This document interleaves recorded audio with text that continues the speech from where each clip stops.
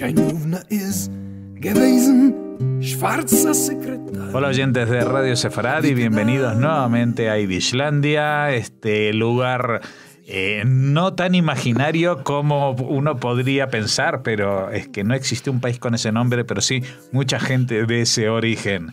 Y de ello vamos a hablar con Ángel Luis Encinas Moral. ¿Qué tal? Muy buenas tardes, Jorge. Bien, queridos oyentes, encantado de estar con ustedes. Pues hablamos de personajes de los judíos del este de Europa, por supuesto. Hemos hablado de muchísimos en épocas muy lejanas y cada vez en épocas más cercanas. Algunos, como el caso que vamos a empezar a tratar hoy, protagonizó gran parte del siglo XX para el pueblo judío, especialmente para los judíos que se fueron a vivir a Israel. Estamos hablando de Binyamin Ze'ev Jabotinsky.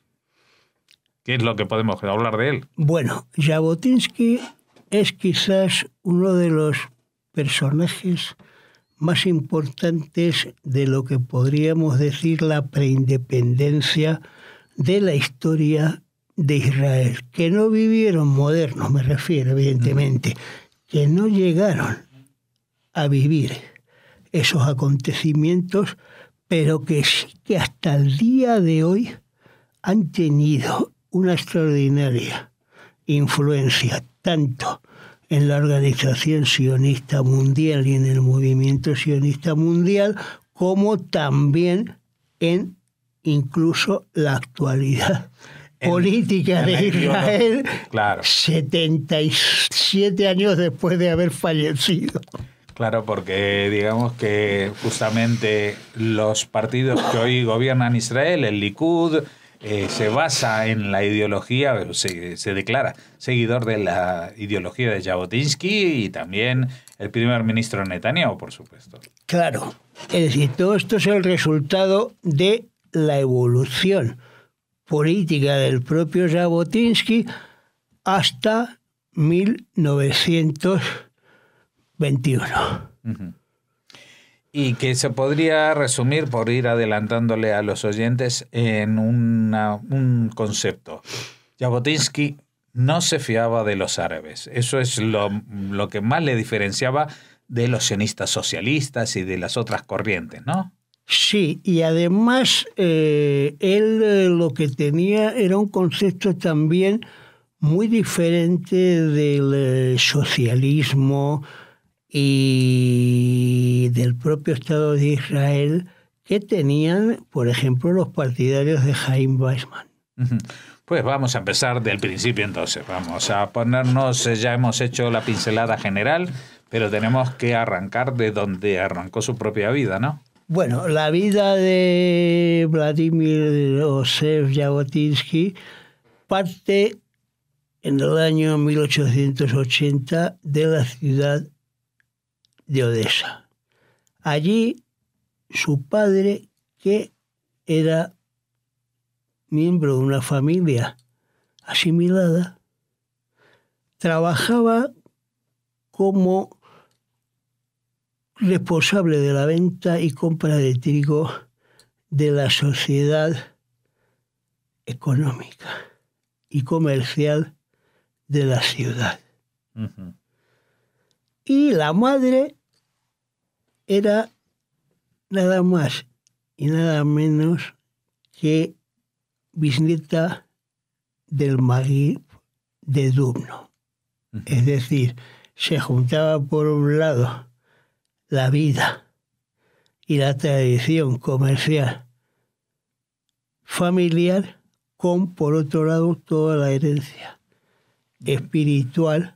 Bueno, es una especie de aristocracia porque el Maguid siempre es un personaje, digamos, rabínico, importante, filosófico, teológico, y entonces eso también de alguna manera se hereda o por lo menos levanta el caché de los apellidos, ¿no? Exacto, y además sobre todo que tienen una gran influencia en la mentalidad del propio Jabotinsky. Es curioso cómo desde los 5 años en que la familia se tiene que trasladar a Alemania por una enfermedad grave del padre que fallecerá en 1886, el propio Vladimir tiene una necesidad increíble a esa edad de leer y de comprender lo que ha sido toda la herencia recibida a través de la familia. Ujú. Por eso, Jabotinsky, que va a estudiar en el Liceo de Odessa hasta los 16 años, con otro gran escritor de origen ruso, Kornei Chukovsky, autor de muchos cuentos de niños, dice que la pasión por la lectura y por la escritura de Jabotinsky era tal que él me introdujo a mí en el estudio y la práctica de la propia literatura. Él empieza a escribir ya a los 16 años, en 1897, en la prensa local de Odessa. Y es precisamente ese hecho el que le motive la necesidad de tener que abandonar los estudios por un tiempo. Curiosamente, ese afán de escribir le va a llevar también a participar en el movimiento político judío sionista, escribiendo en periódicos locales de diferentes puntos de Rusia, y también le va a ayudar a consolidar su pensamiento político en la medida de que en el año 1903 Jabotinsky organizó el primer movimiento de autodefensa judía que hubo en todo el Imperio ruso, previendo que habría un gran pogrom en Odessa. Como sabemos, en 1903 el pogrom que hubo no fue en Odessa, sino fue el terrible pogrom de Kishinev. Que no queda muy lejos de Odessa tampoco. Sí, que relativamente... Está en Moldavia en vez de en Ucrania. Sí, Moldavia, Ucrania, la Besarabia, entonces pues no estaban demasiado lejos, ¿no? Uh-huh. Pero el clima que se vivía ya era el mismo. Sí, el clima es muy importante hasta tal punto que Jabotinsky empezó a tener problemas con las autoridades policiales rusas, por lo cual decidió trasladarse de Odessa a San Petersburgo. Y allí en San Petersburgo fundaría uno de los periódicos judíos más importantes en ruso, que se llamaría primero Vida Judía y luego pasó a llamarse Amanecer, que fue un clásico de la propaganda y de la prensa sionista en Rusia. Al mismo tiempo, él participa en la llamada Conferencia Sionista del Sinfors, Helsinki actual, en Finlandia.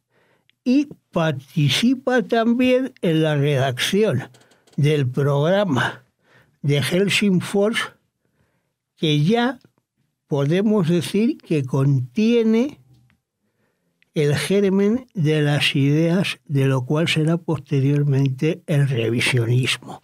Y ese germen precisamente va a fructificar justamente cuando estalle la Revolución del 5, porque Jabotinsky va a rechazar la participación de los judíos en la Revolución de Octubre y va a afirmar que el socialismo divide a la nación judía en clases frente a un proyecto de unidad nacional que, en su opinión, debe tener solamente una bandera.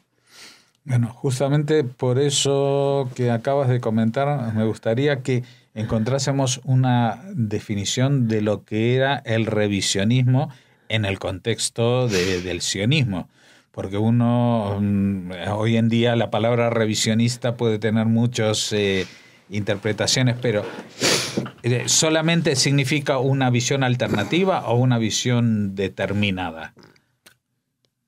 Se trata evidentemente de una visión bastante concreta, es decir, no es tanto una tergiversación de lo que pudieran ser los fundamentos del sionismo, que es como se puede entender, por ejemplo, el revisionismo marxista, claro, por eso desde Kautsky, Beskin y toda esta gente, sino que el revisionismo de Jabotinsky a lo que conduce es al establecimiento de una política concreta del sionismo por encima precisamente de la división interclasista. Uh-huh.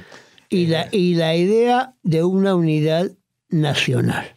O sea, vendría de ser algo así como, olvídense de que el sionismo proletario y del kibutz y de esto, sino que necesitamos hacer un país en todos sus estratos, no solamente de obreros, sino también de todas las clases sociales. Claro, es decir, lo que propugna Jabotinsky es un programa de lo que podríamos denominar, en unas palabras modernas, el movimiento de liberación nacional del pueblo judío, con el fin exclusivamente de fundar el Estado moderno de Israel.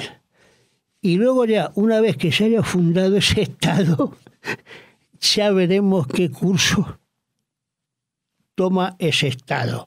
Pero que ya vemos que posteriormente, como Jabotinsky, va a ir rechazando todo aquello que vuela, por una parte, a socialismo y por otra, a la colaboración con los árabes, que esa será también la gran disputa que mantendrán en este periodo Chaim Weizmann y Vladimir Jabotinsky. No, pues yo citaba antes este elemento de la visión del mundo árabe local, no porque Jabotinsky tuviera un espíritu racista, sino que él estaba centrado en las necesidades de los judíos y no en establecer confraternidad de los pueblos proletarios del mundo unidos, digamos. Ya.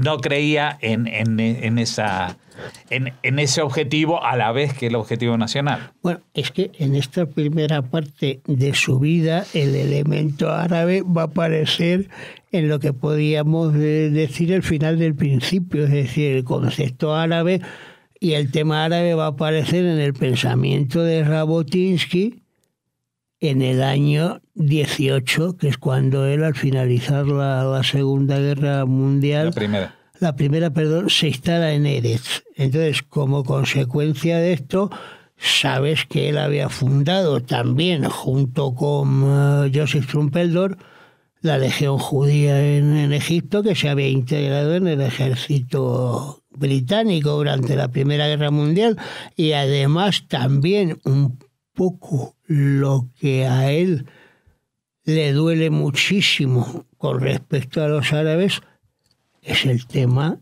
del asesinato de Joseph Trumpeldor, que cae víctima de una agresión árabe, como sabemos todos. Claro, es que la gente igual, los que no conocen los detalles de la historia, se piensan que digamos, los enfrentamientos de los árabes contra los judíos empezaron cuando se proclamó el Estado de Israel o muy poco antes, pero en realidad ya desde los primeros compases de la llegada de nuevos judíos, digamos, una vez acabado o desmembrado el Imperio Otomano, pues empiezan a haber pandillas y organizaciones paramilitares que atacan a los incipientes poblados judíos, ¿no? Sí, los árabes es que también se empiezan a fragmentar políticamente, y lo mismo que Faisal de Irak había firmado un tratado con Jaime Weizmann de que se reconocía la existencia del Estado de Israel.